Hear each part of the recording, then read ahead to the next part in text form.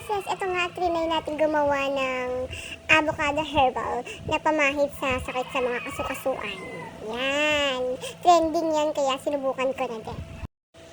Last weekend, dumating si mami at daddy bumisita. At ito ang daddy ay napabili ng madaming avocado kaya nung nakita ko yung avocado na napakaraming buto, yan, ginawa ko na nga siya.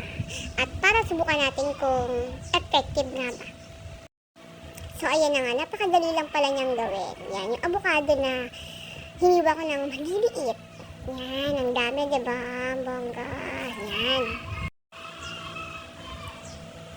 Yan, kailangan natin kina-alcohol, tsaka baby oil, tapos malilinis na lalagyan. Yan. Ayan, simulan ko lang ipagawa. Itong anak ko, yung kulit ako, nililaser-laser ako, kaya nagbabago yung kulay ng camera.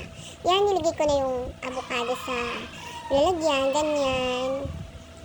Huwag mo siyang pupunuin. Gusto mo, punuin mo, bahala ka. Yan.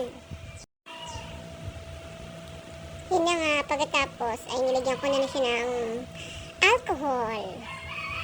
Dahan-dahan lang para hindi matapon. Yan.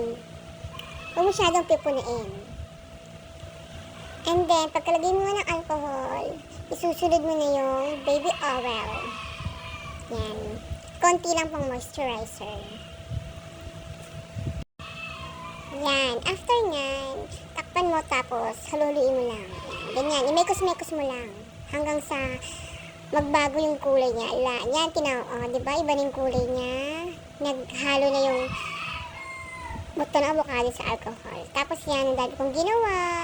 Yan, bugs. Bibigay ko yan kay daddy at sa mga kapatid ko. Kasi alam nyo, tumatanda na tayo, hindi na maganda yung takbo ng ating mga buto-buto. Kaya pamahid, pantanggal ng pain, Yan.